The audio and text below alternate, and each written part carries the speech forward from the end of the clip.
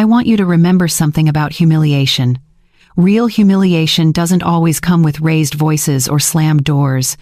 Sometimes it arrives in the middle of Christmas dinner, wrapped in calm words and a casual tone, delivered by the person you raised with your own two hands. Christmas Day, 2023. Denver, Colorado.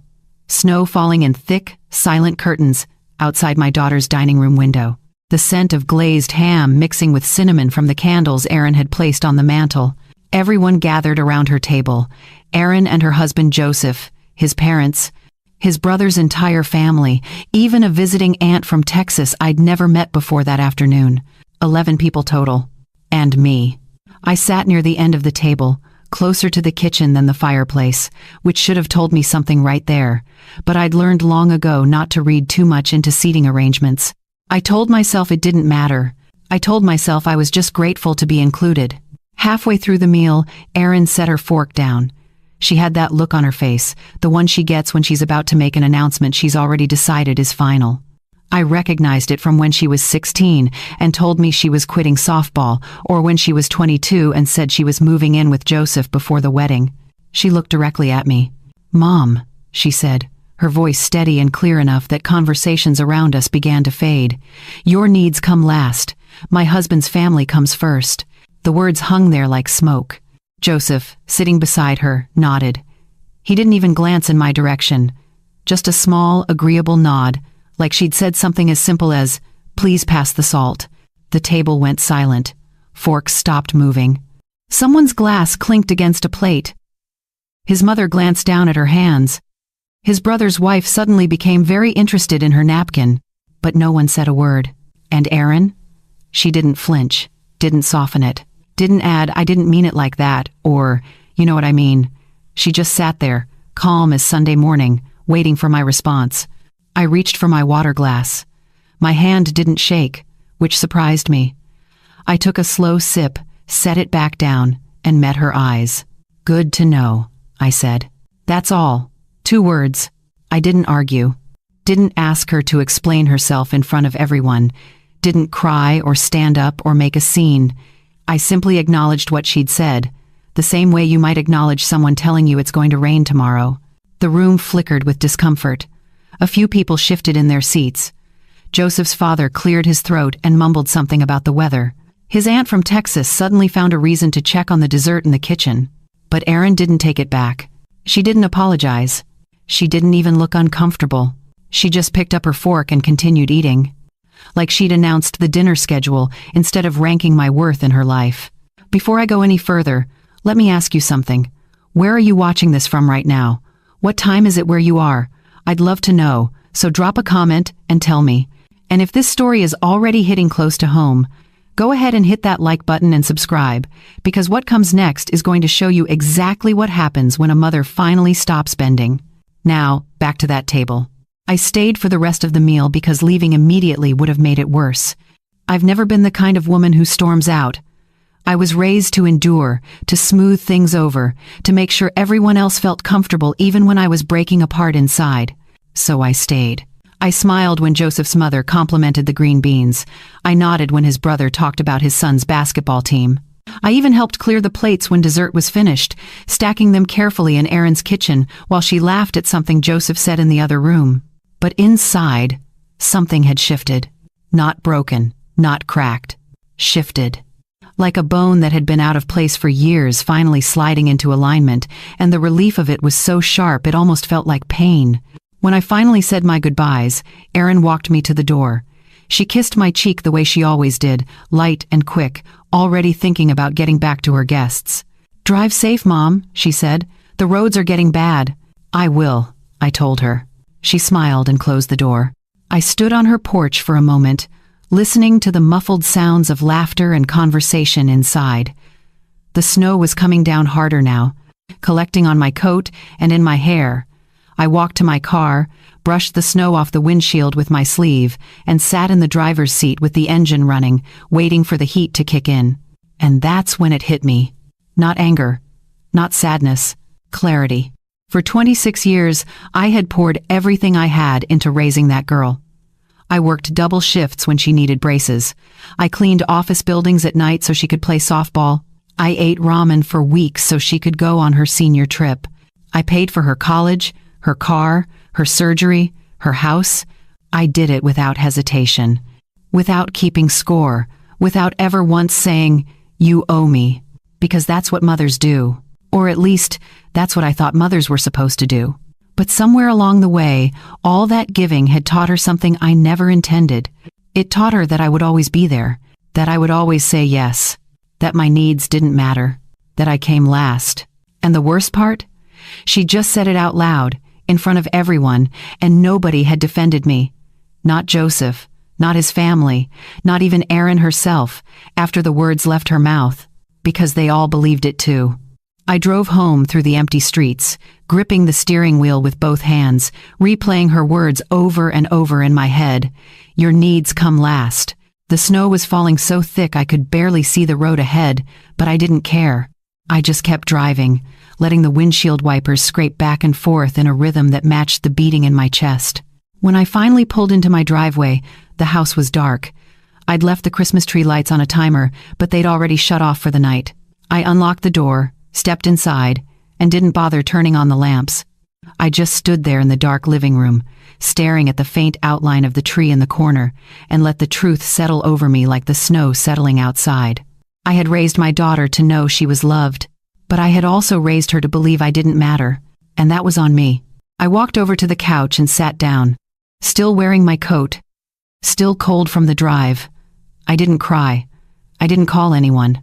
I didn't pour myself a drink or turn on the television, or do any of the things people do when they're trying to distract themselves from something painful. I just sat there, and I made a decision. Not a loud one, not a dramatic one, just a quiet, steady decision that felt like the first real choice I'd made in decades. I wasn't going to fix this. I wasn't going to explain myself.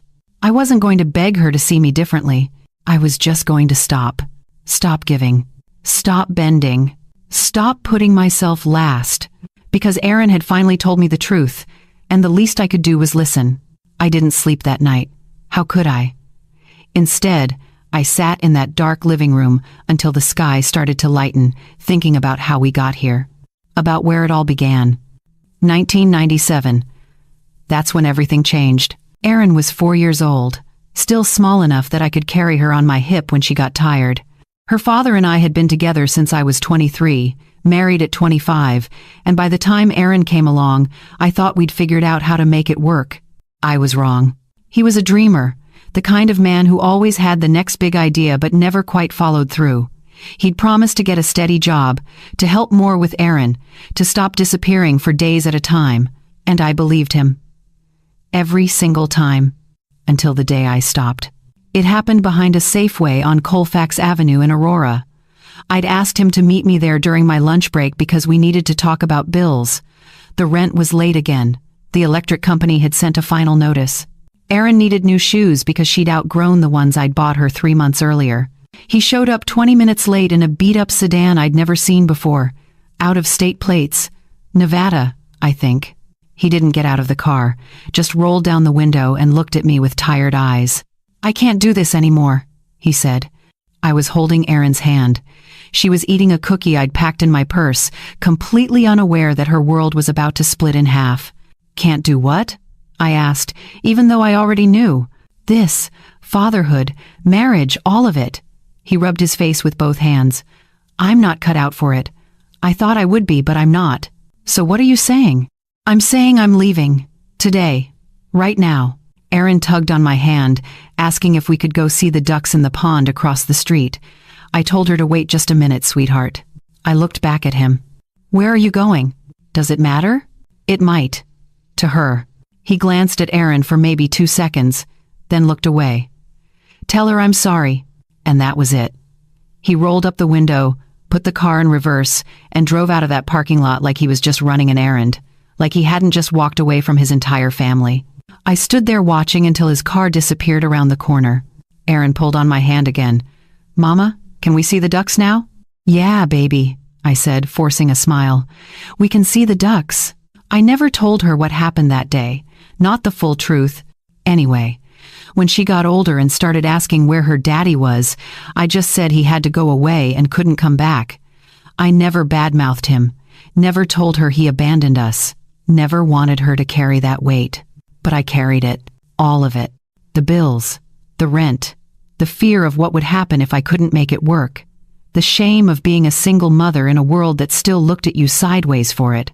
I picked up every shift I could get at the call center where I worked. When that wasn't enough, I started cleaning offices at night after Aaron went to bed.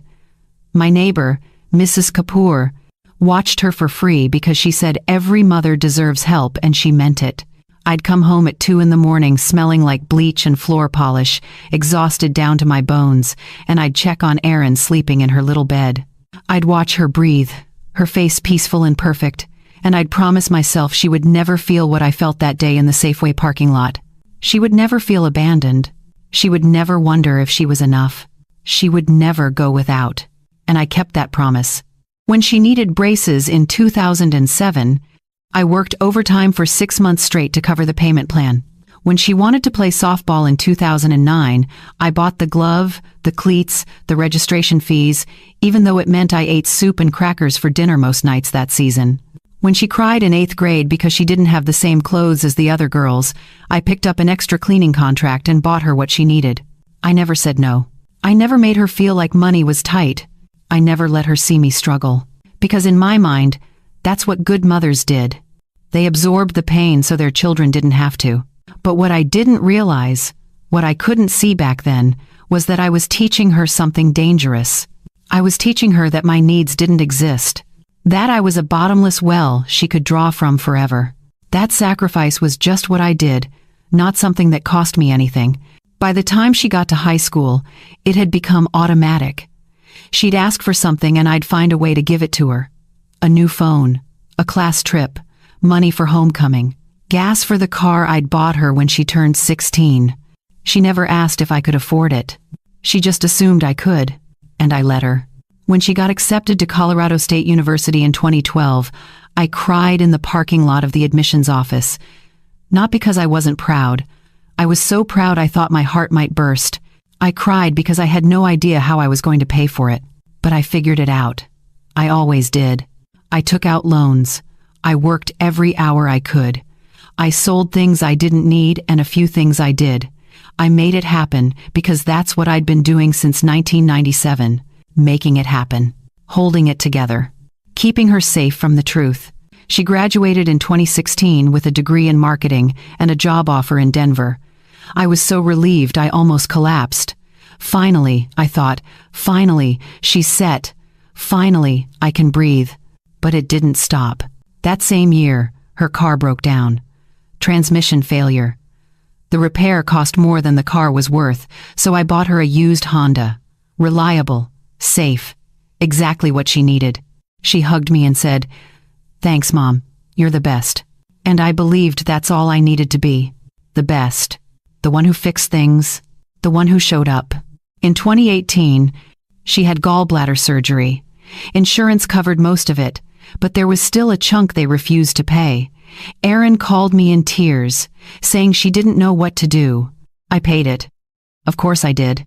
In 2020, she and Joseph wanted to buy their first house, but mortgage rates had spiked and they were short on the down payment.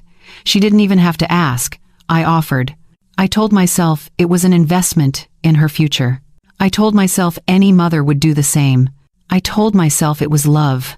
And maybe it was, but it was also fear. Fear that if I ever said no, if I ever put myself first, if I ever stopped being the person who saved her from every problem, she'd look at me the way I looked at her father that day in the parking lot, like I wasn't enough. So I kept giving, and she kept taking. Not because she was cruel, not because she didn't love me, but because I had trained her to. Sitting in my living room that Christmas night, staring at the dark shape of the tree in the corner, I finally saw the pattern clearly. Every time I erased myself to make room for her, I taught her that I didn't need room. Every time I said yes when I should have said no, I taught her that my boundaries didn't exist. Every time I sacrificed without acknowledging the cost, I taught her that sacrifice was free. And now, 26 years later, she had looked me in the eye, and said exactly what I'd spent decades teaching her. Your needs come last.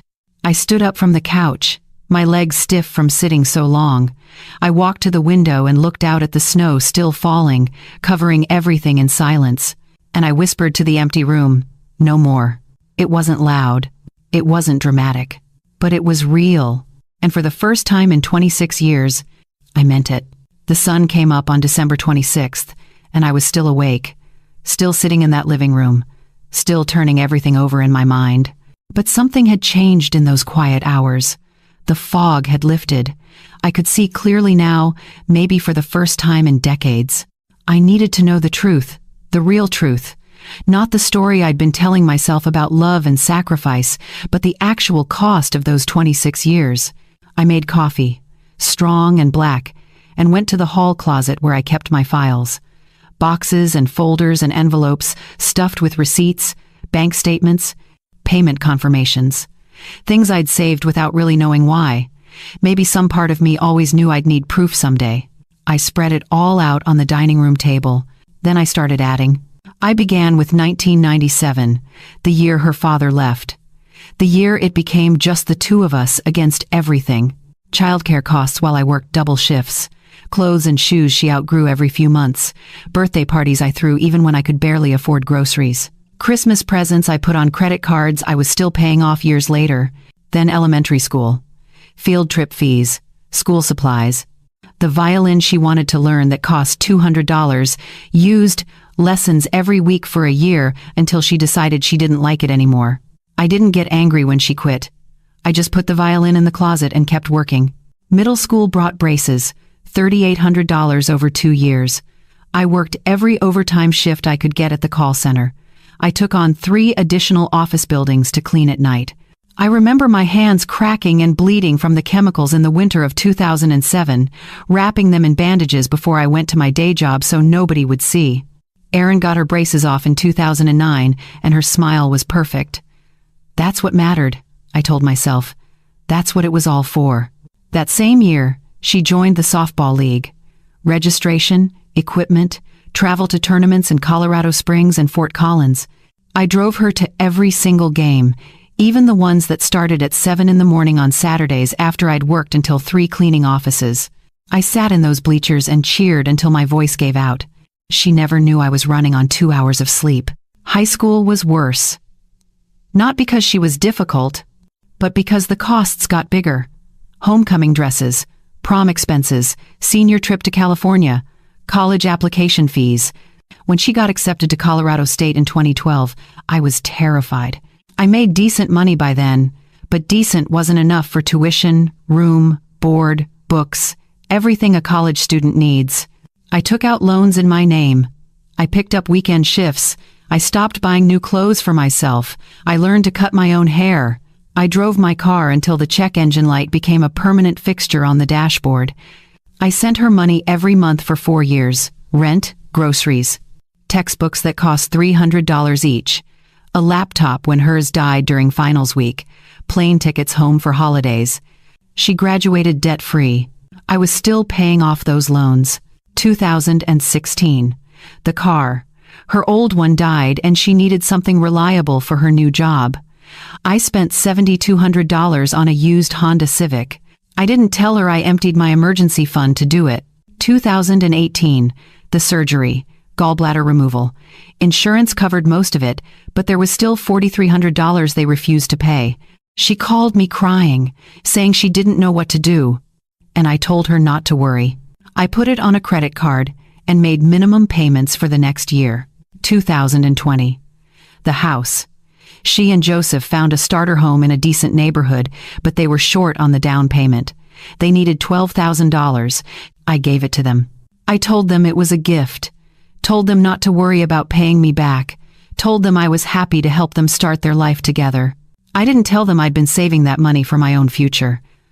For the day when I might retire, when my body finally gave out from all those years of double shifts and night cleaning. I didn't tell them I had dreams too, but I gave them the money anyway. Because that's what I always did.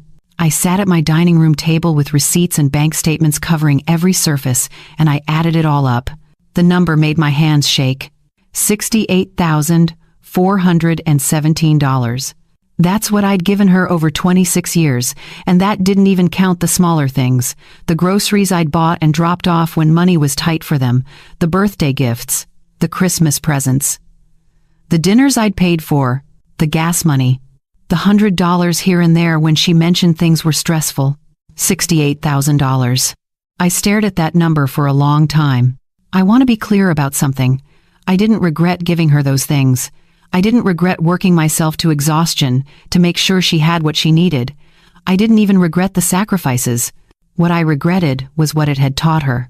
It taught her that I was an endless resource. It taught her that money appeared whenever she needed it. It taught her that my comfort, my future, my needs didn't matter as much as hers. And the worst part, I had done it to myself. Every time I said yes when I wanted to say no, I trained her to expect yes. Every time I gave without setting a boundary, I trained her to take without asking. Every time I pretended the sacrifice cost me nothing, I trained her to believe it was free. I thought I was being a good mother, but I'd actually been erasing myself. I gathered up all the papers and put them back in the folders. But this time, I didn't put them away. I stacked them neatly on the corner of my desk where I could see them. Evidence. Proof. A mirror showing me exactly what I'd been doing for over 2 decades. Then I opened my laptop. It was time to do something I'd never done before. I logged into my bank account and looked at my checking, my savings, the small retirement account I'd been contributing to whenever I could. I looked at the credit card I'd used for Erin's surgery, still carrying a balance. The personal loan I'd taken out to help with her college expenses, still being paid down bit by bit. I looked at all of it with new eyes. And then I started making changes. First, I opened a new checking account at a different bank, one Erin didn't know about, one that had never sent money to her in an emergency, one that was just mine. I set up automatic transfers. My paycheck would go there now, all of it. Then I went through every shared expense, every automatic payment I'd set up over the years to help her and Joseph. Their car insurance that I'd somehow ended up covering 6 months ago when money was tight for them, the streaming services I paid for that they used, the phone bill that still had Erin on my family plan, even though she'd been married for 3 years. I canceled all of it. Every single thing. Then I changed my passwords, bank accounts, email, everything. I made them long and complicated, strings of words and numbers Erin would never guess. I wasn't doing it to hurt her. I was doing it to save myself. When I finished, it was almost noon. I'd been at it for hours. My coffee had gone cold. My back ached from sitting in the same position. But I felt lighter, like I'd been carrying a weight I didn't even know was there. And I'd finally set it down. I stood up and walked to the window. The snow had stopped falling. The sun was out now, making everything bright and clean and new. I thought about what I wanted. Not what Erin wanted, not what Joseph needed, not what anyone else expected from me. What did I want? The answer came so fast it startled me. I wanted to rest. I wanted to wake up without dread. I wanted to go somewhere beautiful and just exist without anyone needing anything from me. I wanted to remember what it felt like to be a person, not just a source of money and solutions. I sat back down at my laptop and opened a new tab. I typed in 4 words: vacation packages, Maldives luxury. I'd never been anywhere tropical. Never been on a real vacation, the kind where you don't worry about the cost or count every dollar or feel guilty for taking time away. I scrolled through images of clear blue water and white sand beaches and overwater villas with glass floors where you could watch fish swim beneath you. It looked like a dream. It looked impossible. It looked like something I deserved. I found a resort with availability in March. A villa with a deck stretching over the ocean. 2 weeks, all inclusive. The price made me hesitate for just a moment. Then I thought about the $68,000.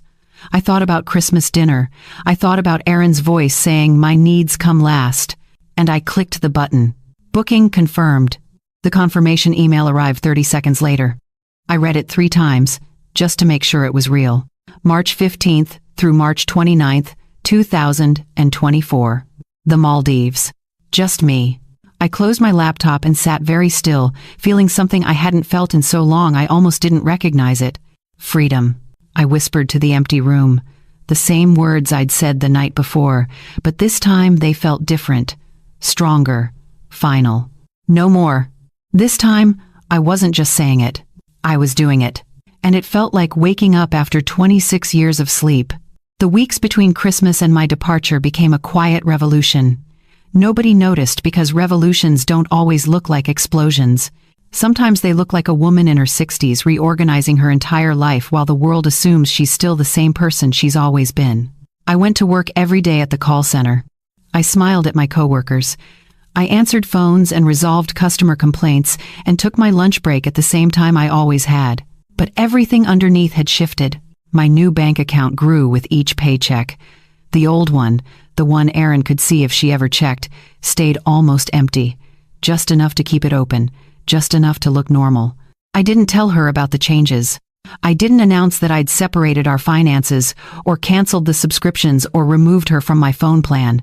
I just let the automatic payments fail quietly, let her figure it out on her own. She called me 3 days into January. "Mom, something's wrong with the car insurance. They sent Joseph a notice saying the payment didn't go through." I was folding laundry when she called. I set down the towel I was holding and kept my voice steady. "That's strange. Maybe you should call them and update your payment information. But you always handle it." "I did," I said, past tense. There was a pause. I could hear her confusion through the phone. "What do you mean?" "I mean, I'm not paying for your car insurance anymore. You're 30 years old and married.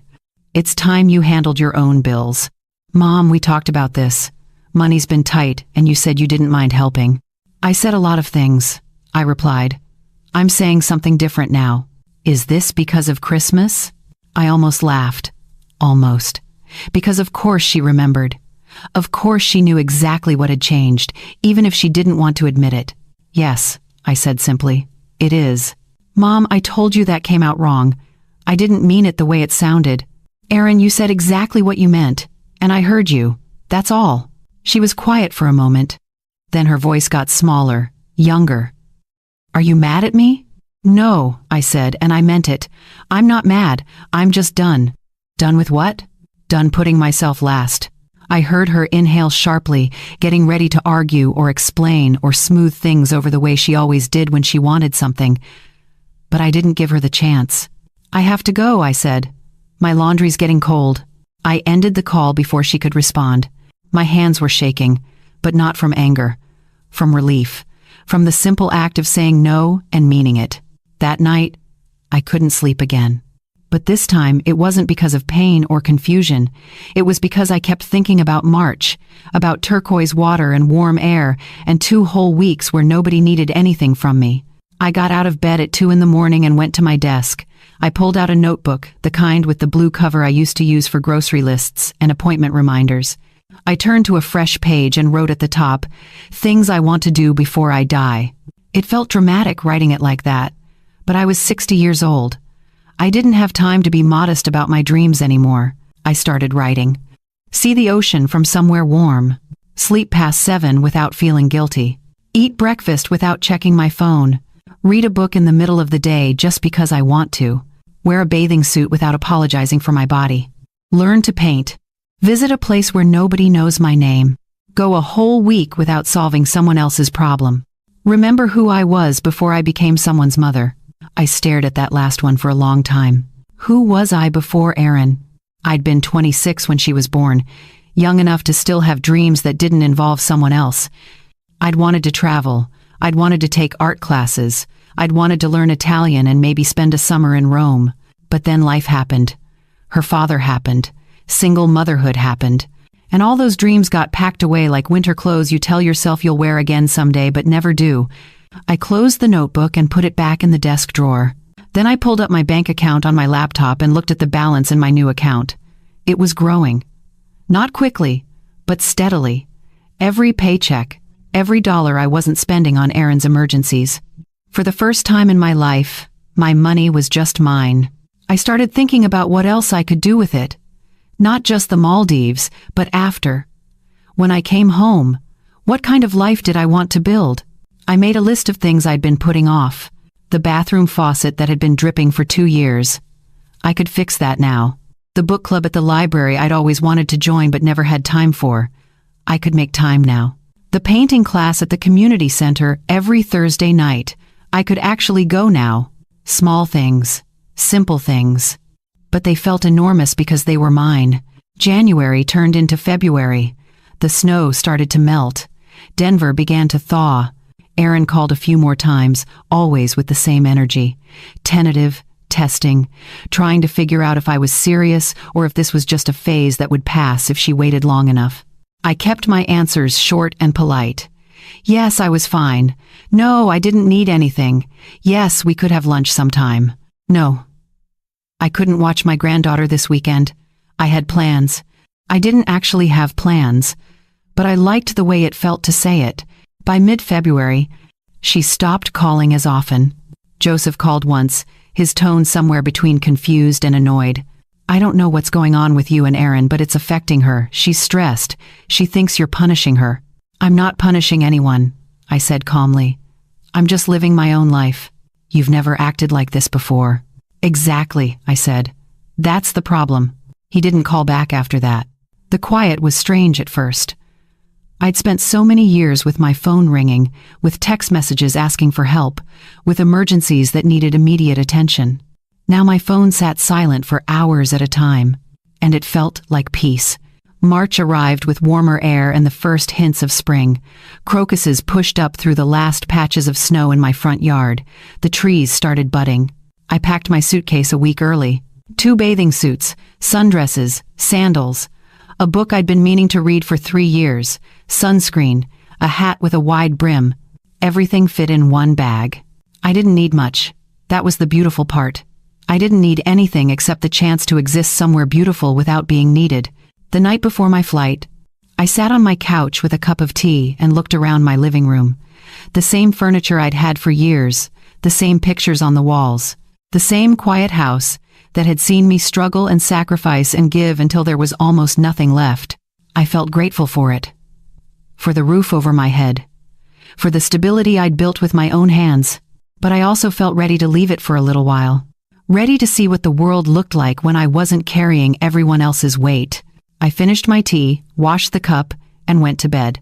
Tomorrow, I'd board a plane. Tomorrow, I'd fly further from home than I'd ever been. Tomorrow, I'd start remembering what it felt like to be more than just a mother, more than just a solution, more than just someone who came last. Tomorrow, I'd start being myself again. I fell asleep with the window cracked open, letting in the cool March air, and for the first time in months I didn't dream about anything at all. Just darkness. Just rest. Just peace. The alarm went off at 4 a.m. on March 15th. I was already awake. I got up, showered, dressed in comfortable clothes for the long flight. I made coffee and toast, ate standing at the kitchen counter, watching the sky lighten through the window. My suitcase waited by the door. 1 bag. That's all I needed. I called a car to take me to Denver International Airport. I could have asked Erin to drive me, the way I'd driven her to the airport dozens of times over the years. Every college break, every work trip, every vacation with Joseph. But I didn't want to ask. I didn't want to explain. I didn't want to give her the chance to make me feel guilty for leaving. The driver arrived at 5:30. He loaded my bag into the trunk and we drove through the empty streets of Denver while the city still slept.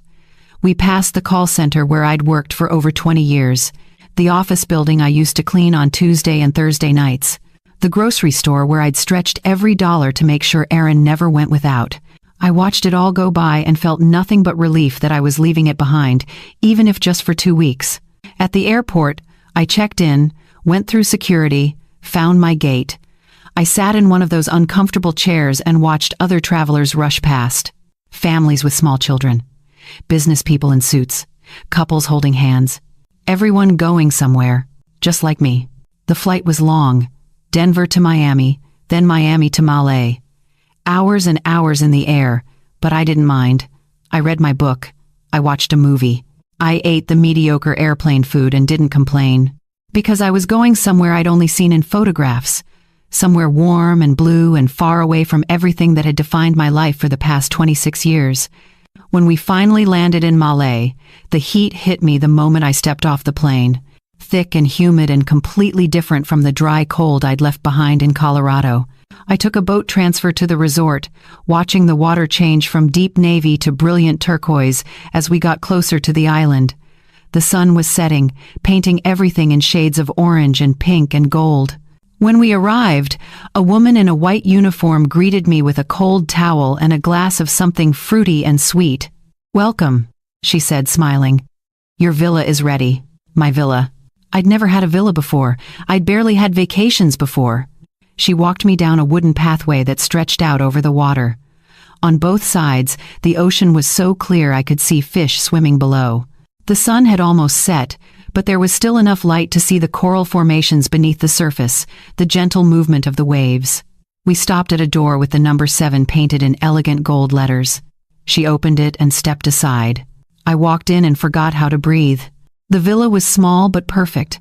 A bed with white linens, a bathroom with a shower that looked out over the water, a sitting area with cushions and pillows, and at the far end, glass doors that opened onto a wooden deck. I walked to the doors and opened them. The deck stretched out over the ocean. There were lounge chairs, a small table, steps leading directly down into the water. I stood there, the warm air wrapping around me, and felt something inside my chest crack open. Not break, open. Like I'd been holding my breath for decades and finally remembered how to exhale. "Is everything to your satisfaction?" the woman asked.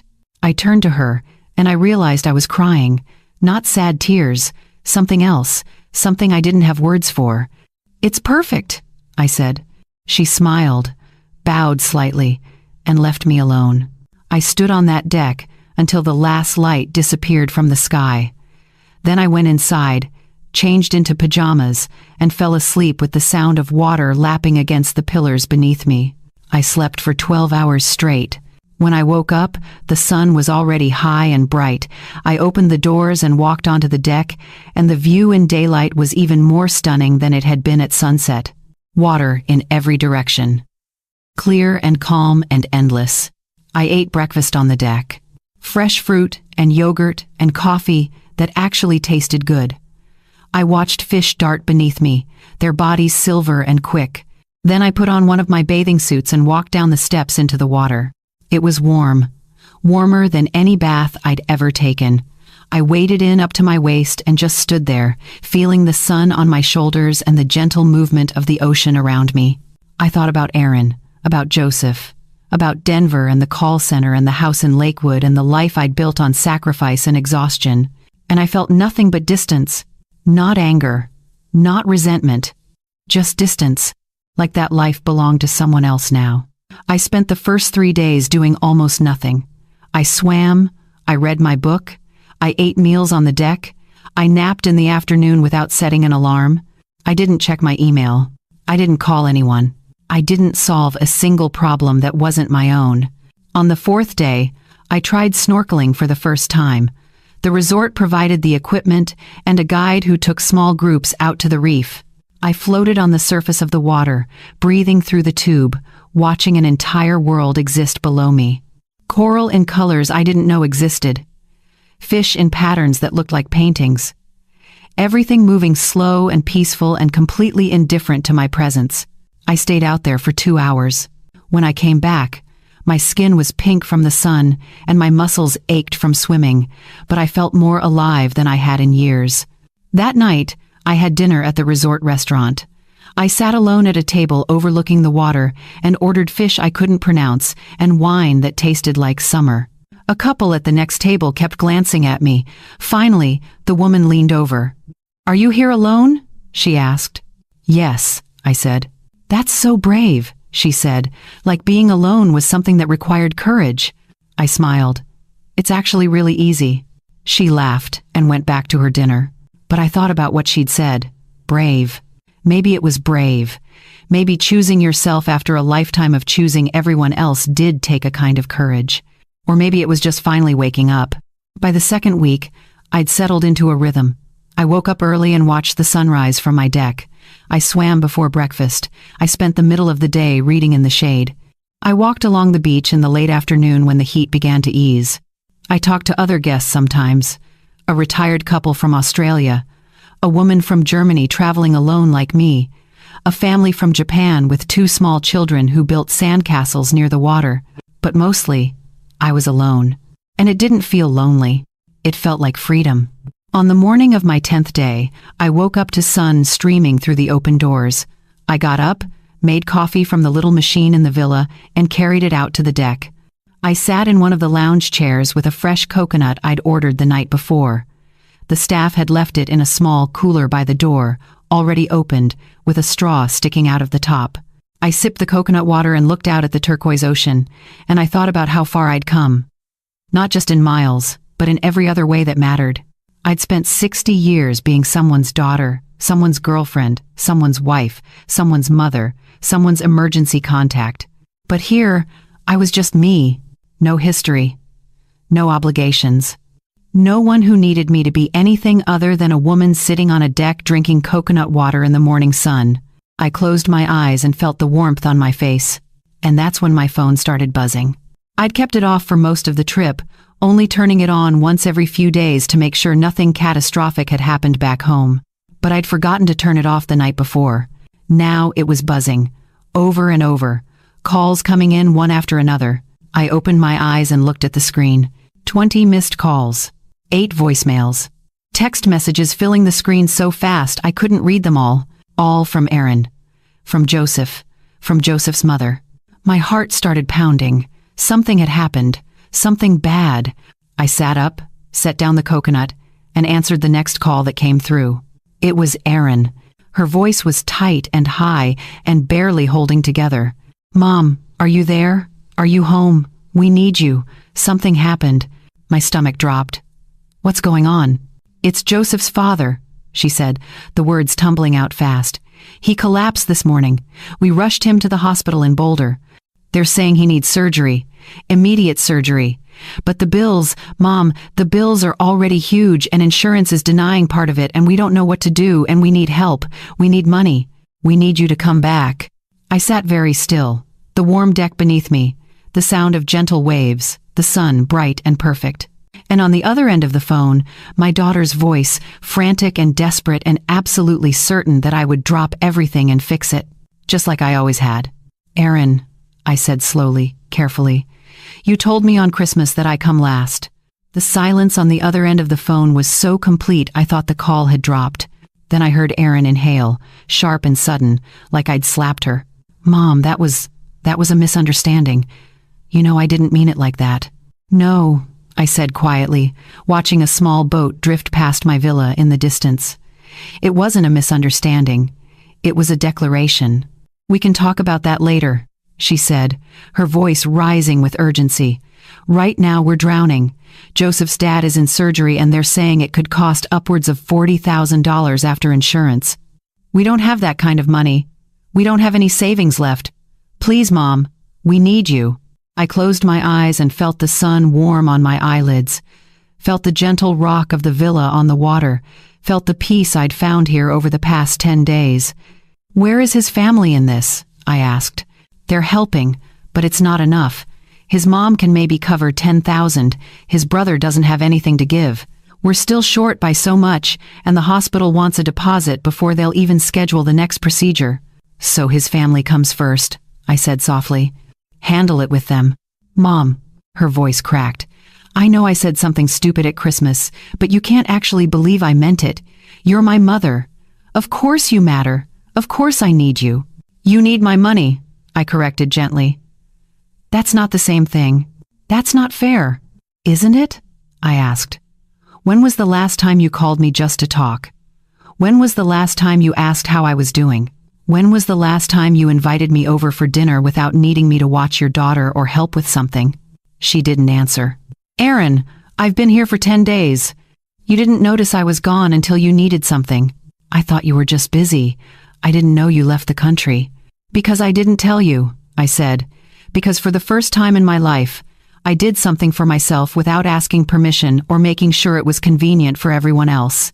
"Where are you?" she asked, and I could hear the confusion mixing with the panic in her voice. "I'm in the Maldives." Complete silence. Then a sound that might have been a laugh or a sob. I couldn't tell which. "You left the country? While we're going through this?" "I left 2 weeks ago, long before Joseph's father got sick." "Can you come back? Please? We need you here. We need help figuring this out." I looked down at the water beneath my deck.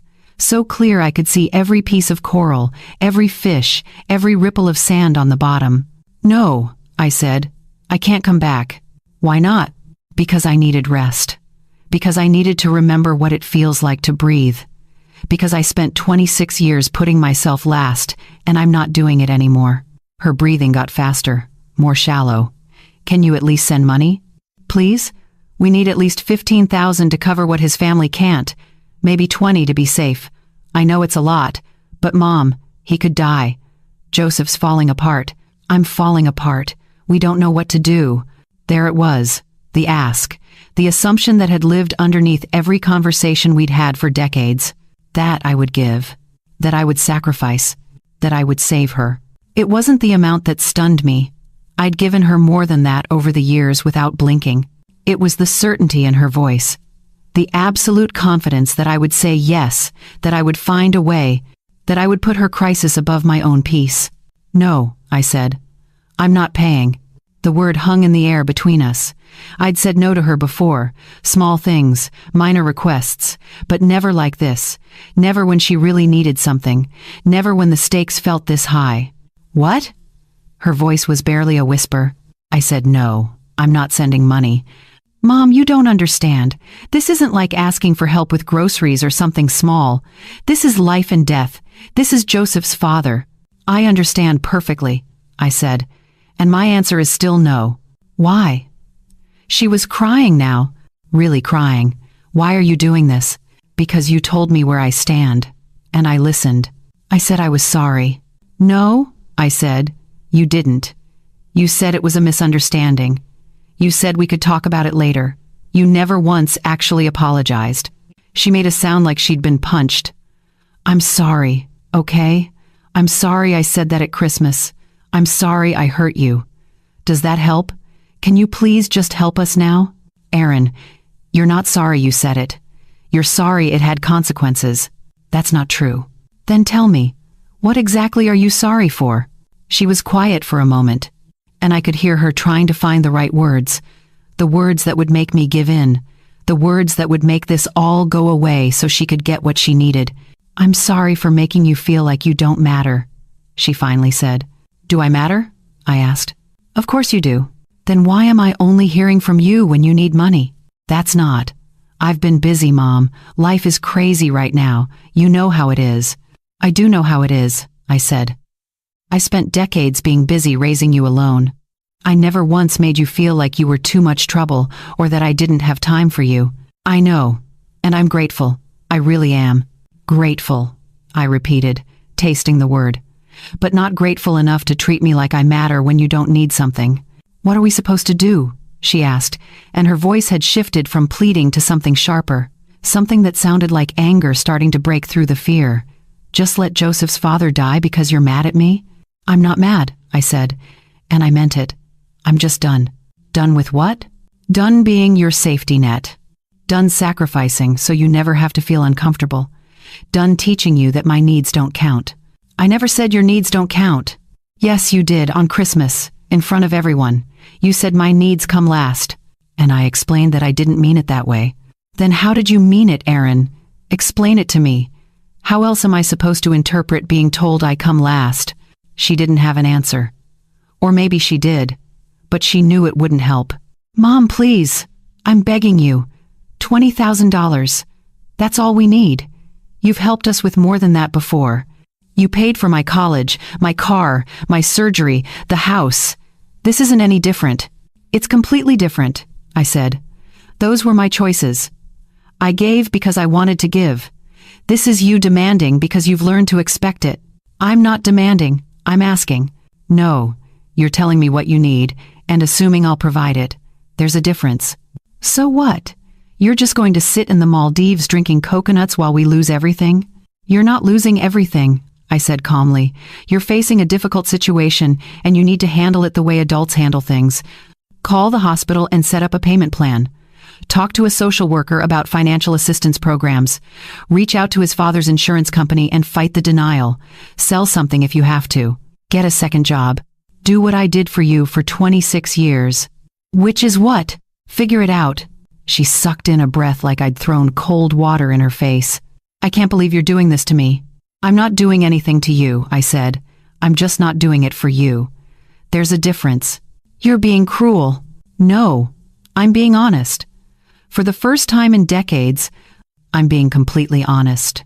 Joseph was right about you, she said, and her voice had gone cold now, hard. He said you'd do this.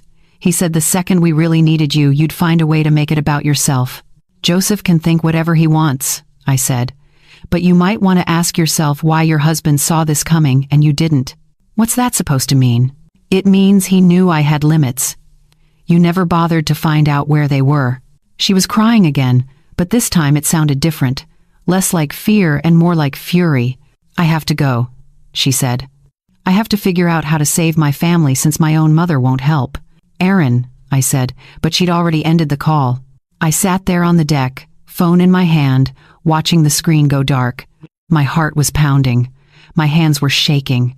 But underneath the adrenaline, underneath the shock of what I'd just done, there was something else.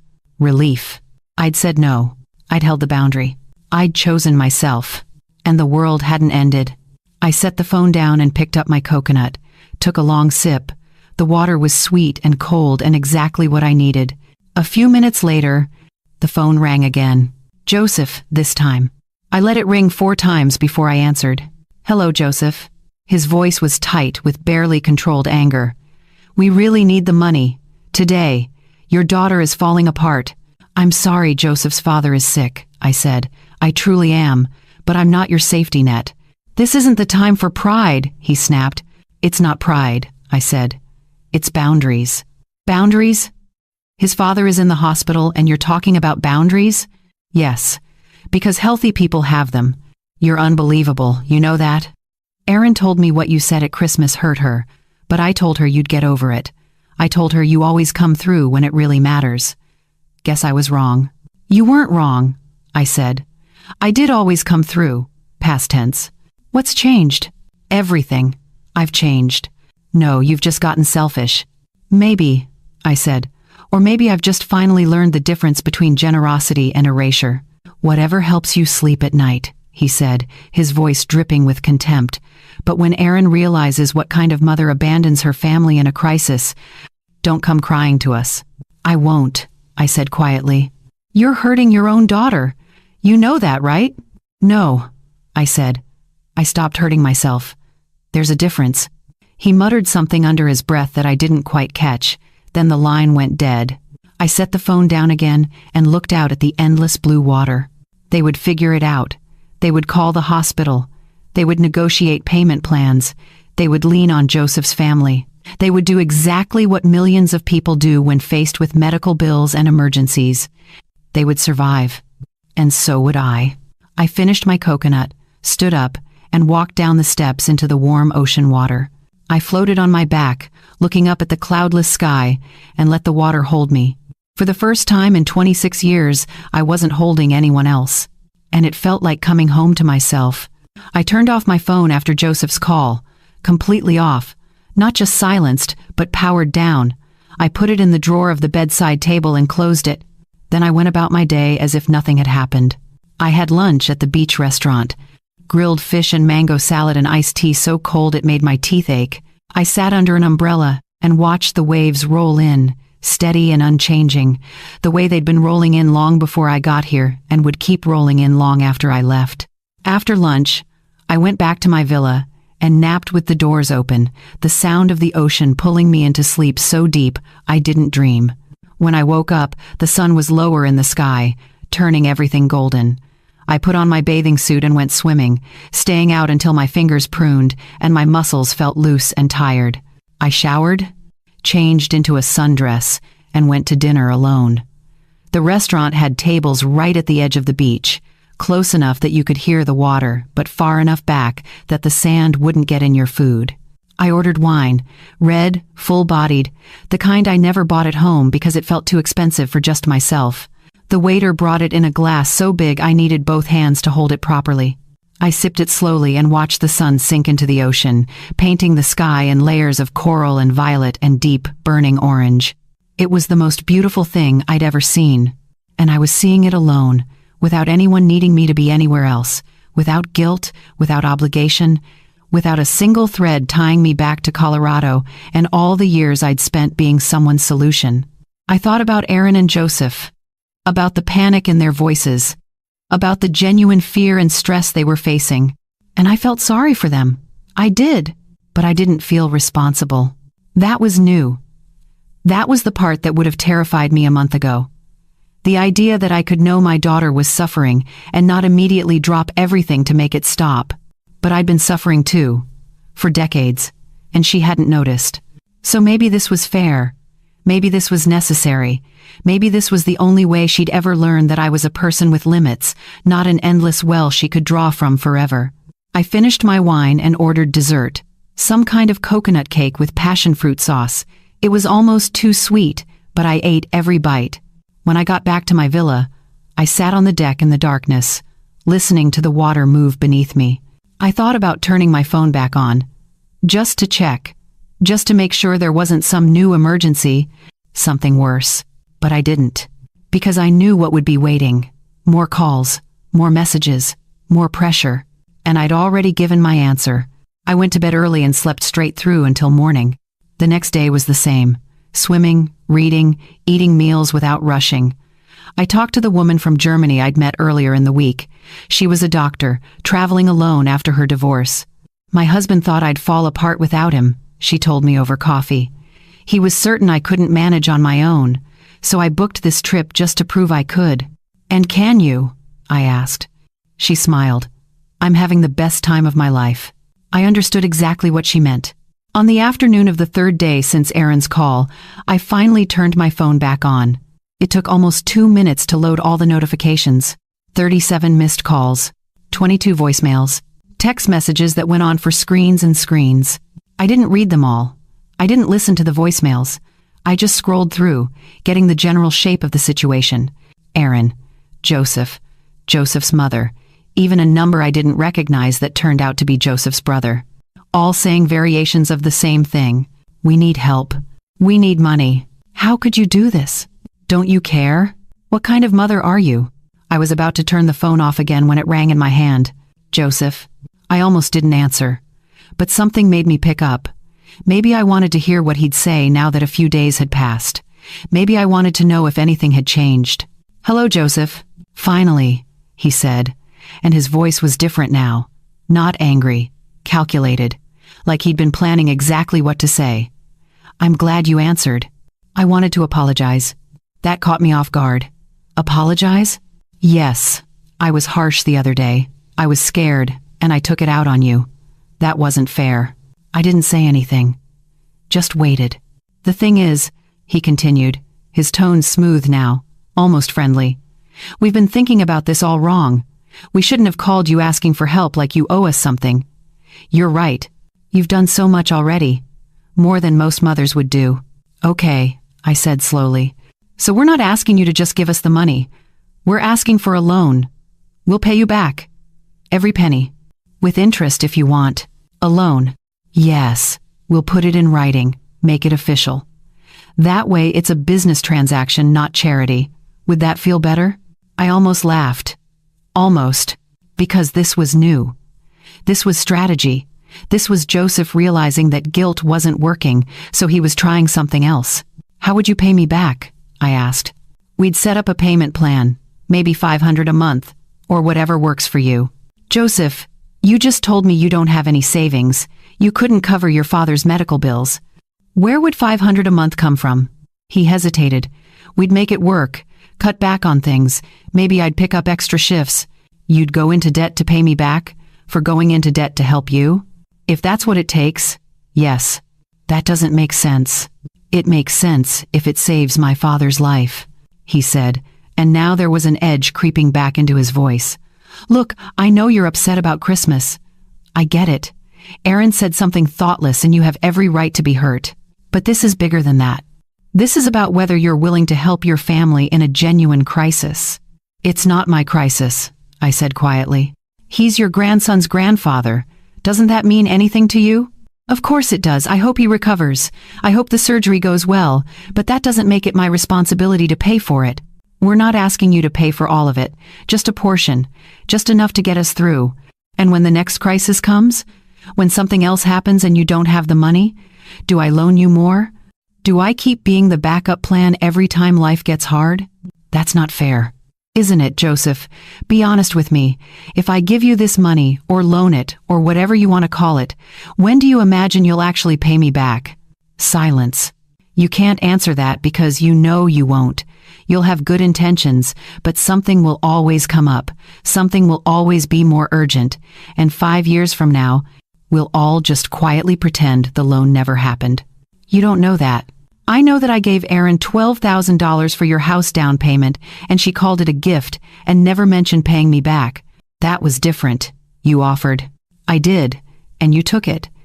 And neither of you ever once asked if I could afford it, or what it cost me, or whether I had other plans for that money. We assumed you wouldn't offer if you couldn't afford it. That's the problem, Joseph. You assumed. You both assumed I had unlimited resources, unlimited willingness, unlimited capacity to put myself last. He was quiet for a moment. When he spoke again, his voice had gone cold. So that's it? You're really going to let us struggle? You're not going to struggle, I said. You're going to do what everyone does. You'll call the hospital billing department. You'll apply for financial assistance. You'll set up a payment plan. You'll figure it out. We shouldn't have to figure it out alone when you could help. Why not? I figured everything out alone for 26 years. That was your choice. You chose to raise Erin alone. No, I said, feeling anger flare for the first time. Her father chose to leave. I chose to stay. There's a difference. Well, you're choosing to leave now, aren't you? I'm choosing myself. Finally, after 6 decades of choosing everyone else first. That's a nice way to justify abandoning your family. I'm not abandoning anyone. I'm just not rescuing you. Those aren't the same thing. They feel the same from where I'm standing. Then maybe you're standing in the wrong place, I said. He laughed, but it was bitter. Erin said you'd changed. She said something broke in you at Christmas. I guess she was right. Nothing broke, I said. Something woke up. Whatever you need to tell yourself. His voice was pure contempt now. The friendly act completely dropped. But you should know that Erin is destroyed. She's barely eating, barely sleeping. She keeps saying she doesn't understand why her own mother hates her. I don't hate her. Then prove it. Send the money. No. You're really going to choose your pride over your daughter's well-being? This isn't pride, Joseph. This is survival. Survival, he repeated, mocking. You're sitting in the Maldives drinking cocktails and you're calling it survival. I'm sitting in the Maldives, remembering what it feels like to exist without being needed. And yes, that is survival. Because I was disappearing, Joseph. I was erasing myself piece by piece to make room for everyone else. And if I hadn't stopped, there wouldn't have been anything left. That's dramatic. It's the truth. Well, here's another truth, he said, his voice hard. When you come back and realize what you've done, when you see the damage you've caused, don't expect us to just forgive and forget. Some things can't be fixed. I know, I said softly. I'm counting on it. That stopped him. I could hear his breathing on the other end, fast and frustrated. You really don't care, do you? I care, I said. I just care about myself more than I used to, and I know that terrifies you, because it means you can't control me anymore. I never controlled you. No. But you benefited from me controlling myself. From me always saying yes. From me always being available. And now that I'm not, you don't know what to do. You know what? He said. Forget it. We don't need you. We'll figure it out ourselves. And when we do, remember that you chose this. You chose to be cut out. Okay, I said. Okay? He sounded stunned. That's all you have to say? What else is there? He didn't answer. Just ended the call. I set the phone down and looked out at the water. The sun was starting to set again, the sky turning pink at the edges. My hands were shaking, but not from fear. From relief. I'd held the line. Again. Even when they changed tactics, even when they tried manipulation instead of guilt, I'd said no, and I'd meant it. I turned the phone off again and went inside to change for dinner. Tonight, I'd order the most expensive thing on the menu. Tonight, I'd celebrate choosing myself, because this wasn't cruelty. This was freedom, and I was finally learning the difference. After Joseph's call, something shifted. The phone stopped ringing. I kept it off for another full day, just to be safe. When I finally turned it back on, there were no new messages, no missed calls, nothing. The silence was louder than all the panic had been. I tried to figure out how I felt about it. Part of me had expected them to keep pushing, to escalate, to find new ways to apply pressure. But they'd stopped. Maybe they'd finally accepted my answer. Maybe they'd found another solution. Maybe they were just regrouping. I didn't know. And for the first time in my life, I was okay with not knowing. I had 4 days left in the Maldives, and I intended to use every single one of them. That morning, I signed up for a sunrise snorkeling trip. We left the resort while it was still dark, a small group of 6 people in a boat heading out to a reef the guide said was special. When the sun started to rise, we were already in the water. I floated on the surface and watched the light change everything below me. The coral went from gray shadows to brilliant colors, purple and orange and electric blue. Fish appeared like they'd been painted into existence by the sunlight. It was so beautiful it hurt. I stayed in the water until my lips turned blue, and the guide gently suggested it was time to head back. On the boat ride to the resort, the woman from Germany sat next to me. "You look different than when you arrived," she said. "Different how?" "Lighter. Like you've put something down." I smiled. "I have." "Good," she said. "Whatever it wasn't yours to carry." I thought about that for the rest of the day, about all the things I'd been carrying that were never mine to begin with. Erin's father's abandonment, her need for stability, her assumption that I would always be there, Joseph's expectation that family meant unlimited access to my resources. None of it had been mine, but I'd picked it up anyway, and now I'd finally set it down. That afternoon, I treated myself to a massage at the resort spa. An hour and a half of someone else taking care of me, working out knots in my shoulders I didn't even know were there. The therapist was a small woman from Thailand who barely spoke but had hands that seemed to know exactly where I'd been holding tension for years. When it was over, she placed her hand on my shoulder and said quietly, "You can let go now." I almost cried. Instead, I thanked her, tipped her everything I had in my wallet, and walked back to my villa feeling like I was floating. I spent the evening on my deck with a book I'd been trying to finish for 3 days. I kept getting distracted by the view, by the sound of the water, by the simple pleasure of having nothing I had to do and nowhere I had to be. As the sun set, I put the book down and just watched. Watched the sky turn from blue to gold to pink to deep purple. Watched the stars start to appear, more stars than I'd ever seen in Denver where the city lights washed them out. I thought about Erin, about whether she was okay, about whether Joseph's father had made it through surgery, about whether they'd figured out the money situation. I felt concerned. I felt hope that everything worked out for them, but I didn't feel guilty. That was new. That was the part that told me something fundamental had changed. I could care about her without sacrificing myself for her. I could hope she was okay without making it my job to ensure it. I could love her and still choose myself. The next morning, I woke up to rain.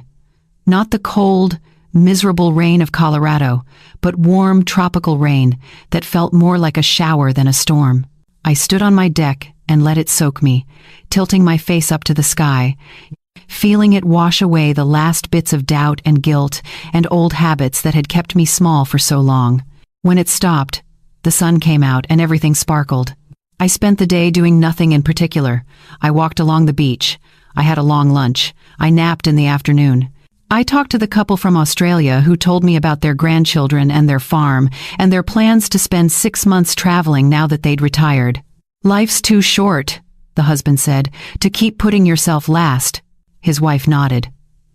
"We spent 40 years building a life for our kids. Now we're building one for us." I told them I was doing the same thing. "Good for you," the wife said and squeezed my hand. "It's never too late to start." That evening, I had dinner at a different restaurant, one on the far side of the island that required a golf cart ride to reach. I ordered fish I'd never heard of and wine from a region I couldn't pronounce. Everything tasted like freedom. After dinner, I walked along the beach in the dark, letting the warm water lap at my ankles. The moon was almost full, bright enough to see by, turning everything silver and shadow. I thought about going home, about what waited for me in Colorado. The same house, the same job, the same life. But I wouldn't be the same. And that changed everything. I went back to my villa and sat on the deck one more time, phone in hand, finally ready to check if there was any news. I turned it on and waited while the messages loaded. There was only one, a text from Aaron, sent that afternoon. It was short. "Dad is stable. We figured things out. I'm sorry for everything." I read it 3 times. Dad is stable. So Joseph's father had made it through. Whatever they'd figured out financially had been enough. We figured things out. They'd done exactly what I'd told them to do. They'd handled it themselves. I'm sorry for everything. Not sorry for Christmas. Not sorry for specific words or actions. Just sorry for everything, which could mean nothing, or could mean she was starting to understand. I stared at the message for a long time. It wasn't a grand apology. It wasn't poetic or detailed or even particularly heartfelt. But it was real, and real was enough. I didn't respond right away. I put the phone down and looked out at the ocean one more time. They'd survived without me. They'd figured it out. They'd done what adults do when faced with a crisis and no one swoops in to save them. They'd grown up a little. And so had I. I picked up my phone and typed a simple response. "I'm glad he's okay. I'll be home in 3 days." I hit send and then turned the phone off again. I had 3 more days of peace. 3 more days of warm water and quiet mornings and meals I didn't have to rush through. 3 more days of remembering who I was underneath all the years of being needed. I intended to use every minute. That night, I slept deeply and dreamlessly, the sound of water beneath me, the smell of salt air drifting through the open doors. And when I woke up the next morning, I felt ready. Ready to go home. Ready to face whatever came next. Ready to be a different kind of mother. The kind who loved fiercely but didn't disappear. The kind who helped when she could but didn't destroy herself when she couldn't. The kind who had boundaries and kept them. The kind who came first in her own life. I got up and made coffee and carried it out to the deck and watched the sun rise over the ocean one more time. And I thought about all the sunrises I'd missed over the years because I was too busy, too tired, too focused on everyone else's needs to notice the beauty right in front of me. I wouldn't miss them anymore. I wouldn't miss anything anymore. Because I'd finally learned the most important lesson of my 60 years. You can't pour from an empty cup. And mine had been empty for so long I'd forgotten what full felt like. But I remembered now, and I wasn't going back. I spent my last 3 days in the Maldives doing all the things I'd done before. Swimming, reading, eating good food, watching sunsets. But there was a different quality to it now. A sense of completion, of having crossed some invisible threshold I couldn't go back over even if I wanted to. On my final morning, I packed my suitcase slowly, carefully. I didn't want to leave, but I was ready to go home. Ready to build a life that looked like these 2 weeks, peaceful, intentional, mine. I took one last look at the villa, at the deck stretching over the turquoise water, at the view that had given me back to myself. Then I picked up my bag and walked out. The boat ride back to Malé, the flight to Miami, the connection to Denver. All of it felt different than the journey here. I wasn't running away anymore. I was walking towards something new. When the plane touched down in Denver, I turned on my phone and let it reconnect to the local network. One new message from Aaron. "Let me know when you're home. I'd like to come over and talk, if that's okay." I looked at it for a long moment. Then I typed back, "I'll be home tonight. You can come by tomorrow afternoon." Short, simple, boundaried. I hit send and collected my bag from the overhead compartment. It was time to go home. Not to the life I'd left, but to the one I was finally ready to build. The drive from Denver International Airport to my house in Lakewood felt longer than the flight from Miami. Colorado looked exactly the same as when I'd left. The mountains still stood in the distance, snow still clinging to the peaks even though it was early April. The streets were familiar, the buildings unchanged. But I was different. I could feel it in the way I held the steering wheel, in the way I looked at my neighborhood when I pulled into the driveway, in the way I walked into my house and set down my suitcase. This was still my home. But I was no longer the woman who'd left here 2 weeks ago, hollow and exhausted and invisible. I unpacked slowly, putting things away, doing laundry, restocking my refrigerator with food from the grocery store down the street. Normal tasks. The kind of things you do when you return from a trip. But everything felt significant somehow, like I was building something instead of just maintaining it. That night, I made myself dinner. Nothing fancy, just pasta and vegetables and a glass of wine. I ate at my kitchen table instead of in front of the television. I took my time. I tasted every bite, and when I was done, I didn't immediately jump up to clean. I just sat there, finishing my wine, looking around at my small house and feeling grateful for it. Grateful for the stability I'd built with my own hands. Grateful that it was mine. I went to bed early and slept hard, my body still adjusting to the time change, my mind still processing everything that had happened. When I woke up the next morning, I remembered. Aaron was coming over this afternoon. I felt nervous. Not afraid, exactly, just uncertain about what this conversation would look like. Whether she was coming to apologize or to try one more time to make me feel guilty, whether anything had actually changed or if this was just a temporary truce until the next crisis. I cleaned the house, even though it didn't need it. Made coffee, even though I'd already had 2 cups. Changed my clothes 3 times before settling on jeans and a sweater. At 2 o'clock, I heard a car pull into the driveway. I looked out the window and saw Erin getting out of her Honda, the one I'd bought her years ago. She looked tired, thinner than I remembered. She stood by her car for a moment, like she was gathering courage, before walking to my front door. I opened it before she could knock. "Hi, Mom." "Hi, sweetheart." We stood there for a second, neither of us quite sure how to start. Then I stepped back and gestured for her to come in. She walked into the living room and sat on the edge of the couch, hands folded in her lap. I sat in the chair across from her, not next to her. I needed the distance, needed the space to hold my ground. "How was your trip?" she asked quietly. "It was good, really good. I've never been anywhere like that. The Maldives." "I know," I said. "Neither had I." She nodded, looking down at her hands. "Joseph's dad is home now. He's recovering. It was touch and go for a while, but he made it through. I'm glad." We set up a payment plan with the hospital. His mom took out a loan for her part. We're going to be paying it off for years, but we'll manage. "You figured it out," I said. "We didn't have a choice." She looked up at me, and her eyes were wet. "You made sure of that." I didn't flinch, didn't apologize, just waited. "I was so angry at you," she continued. "For weeks, I was furious. I told Joseph you were being cruel. I told his family you'd abandoned us. I told myself you didn't care about me anymore. And now?" She took a shaky breath. "Now I think maybe you cared about yourself for the first time in my entire life, and I didn't know how to handle it." Something in my chest loosened. "Erin, why did you say I come last? At Christmas, in front of everyone, why did you say that?" She closed her eyes. "Because I believed it. Because you'd spent my whole life showing me it was true. Every time I needed something, you gave it. Every time I asked for help, you said yes. Every time there was a choice between you and me, you chose me. So you thought that's how it was supposed to be." "Yes," she whispered. "I thought that's what mothers do. I thought loving me meant erasing yourself. That's what I taught you." She looked at me, surprised. "You're not going to argue? You're not going to say I should have known better?" "No, because it's true. I did teach you that.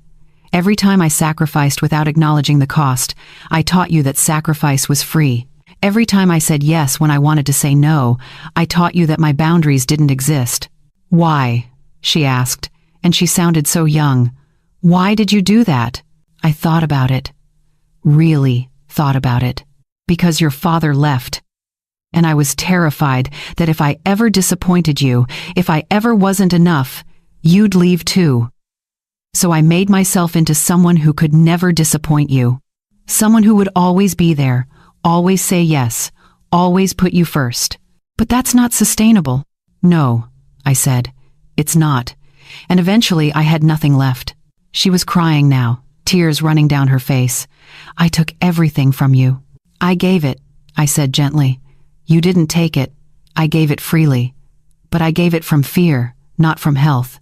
And that's on me, not you. I should have noticed. I should have seen what it was costing you. Maybe. But I hid it well. I wanted you to think it was easy. That's part of the problem." She wiped her face with her sleeve. "When you didn't come back, when you didn't send the money, I felt like my world was ending, like I'd lost you. And I realized I'd never actually had to function without you before. Not really. You've been my safety net for 30 years. And now you know you can survive without one. It's terrifying. It is, I agreed. But it's also freedom. She looked at me, really looked at me, and I could see her trying to understand, trying to see me as something other than just her mother, as a person, as someone with needs and limits and dreams. What happens now? She asked. That depends on you. What do you mean? I leaned forward. Erin, I love you. I will always love you, but I can't go back to the way things were. I won't be your emergency fund anymore. I won't drop everything every time you need help. I won't erase myself to make room for you. I don't want you to, she said quickly. I don't want that anymore either. It's easy to say that now, but what about next time? What about when something goes wrong and you're scared and you need help? Then I'll ask. Really ask. Not assume, not demand. And if you say no, I'll accept it. Can you do that? She hesitated. I don't know, but I want to try. I sat back. That's all I'm asking. For you to try. We were quiet for a moment. Outside, I could hear a neighbor mowing their lawn, the sound distant and ordinary.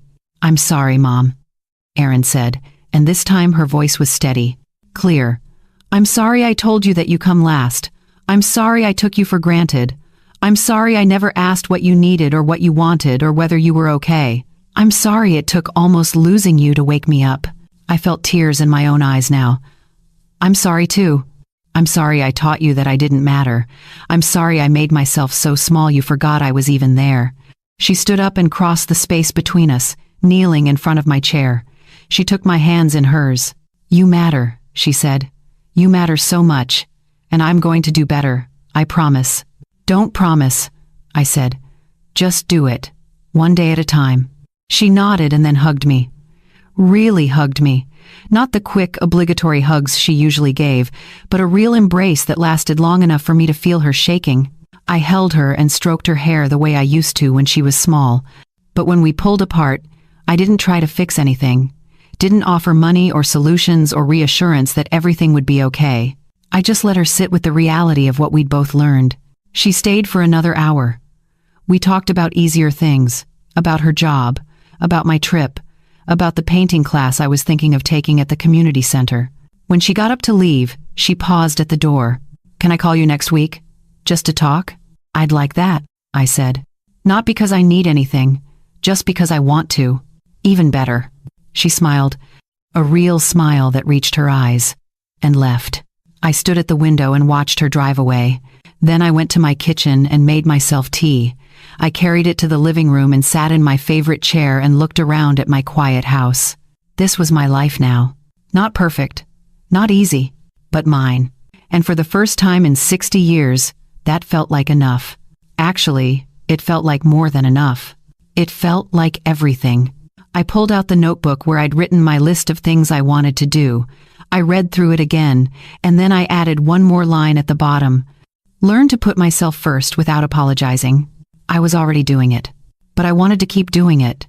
For the rest of my life, I picked up my phone and searched for painting classes. Found one starting next Thursday at the community center, just like I'd seen before I left. I signed up without hesitation. Then I texted the woman from Germany I'd met in the Maldives. We'd exchanged numbers on my last day, promising to stay in touch. I'm home, different than when I left. Thank you for your friendship. She texted back almost immediately. Good. Stay different. You've earned it. I smiled and set the phone down. The afternoon sun was streaming through my windows, making everything warm and golden. I sat there in the light and let myself feel it. All of it. The peace, the relief, the hope, the knowledge that I'd finally chosen myself and the world hadn't ended. It had just begun. 6 months have passed since I came home from the Maldives. 6 months since I chose myself. 6 months since everything changed. Spring turned into summer, and summer into fall. The leaves in Denver turned gold and red, and I watched them from my painting class at the community center every Thursday night. I'm not good at painting yet. My trees look more like broccoli, and my skies tend toward muddy purple instead of the soft blues I'm aiming for. But I don't care. I'm learning. I'm trying. I'm doing something just for the joy of it, not because it serves anyone else. The instructor, a retired art teacher named Margaret, told me last week that I'm improving. You're loosening up, she said. At the beginning you painted like you were afraid of making mistakes. Now you're just painting. She was right. I'd spent so much of my life afraid of getting it wrong, afraid of disappointing people, afraid of taking up space I hadn't earned. I wasn't afraid anymore. Erin calls me once a week now, sometimes twice, not when she needs something, but just to talk. About her day, about mine, about nothing in particular. Last Tuesday, she called to tell me about a book she'd read that made her think of me. It's about a woman who travels alone through Europe after her divorce, she said, and she learns all these things about herself she never knew. It reminded me of your trip. I wasn't divorced, I said. No, but you were alone for the first time, really alone, and you came back different. Is that a good thing? I asked. It's the best thing, she said quietly. I have my mom back, the real one, not the one who was slowly disappearing. We talked for an hour that day, about books and travel and dreams we'd each been too afraid to say out loud. When we hung up, I sat with the phone in my hand and marveled at how different our relationship felt, how much lighter, how much more honest. She'd kept her word. She asked before assuming. She accepted no without making me feel guilty. She showed up to things without expecting me to solve her problems. And when I offered help now, which I did sometimes because I wanted to, not because I felt obligated, she thanked me like it was a gift instead of an expectation. That's what had been missing all those years. Gratitude, appreciation, the acknowledgement that what I gave cost me something, even if I gave it willingly. Joseph's father recovered fully. I heard about it through Erin, who mentioned it casually one day, the same way you'd mentioned the weather. He's doing great. Back to playing golf and annoying Joseph's mom. I'm glad, I said. And I meant it. We're still paying off the hospital bills, she added. But we're managing. We had to cut back on some things, but it's made us more careful with money, more intentional. That's not a bad thing. No, she agreed. It's not.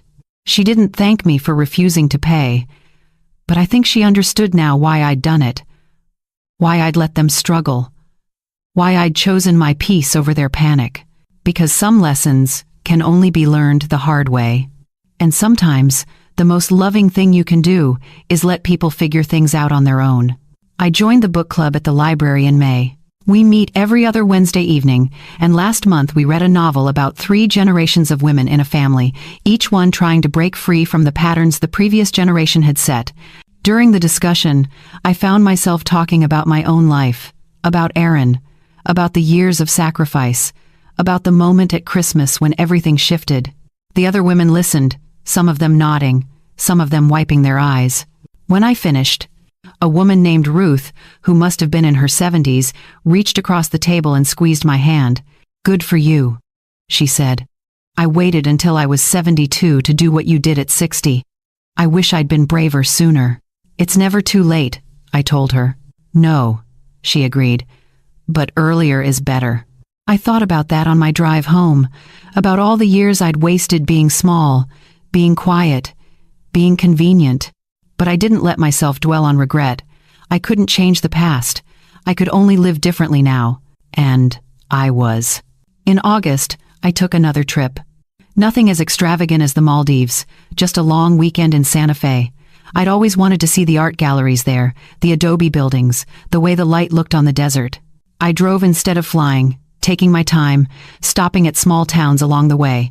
I stayed in a little inn with a courtyard full of flowers and spent 3 days wandering through galleries and eating at restaurants I'd read about online.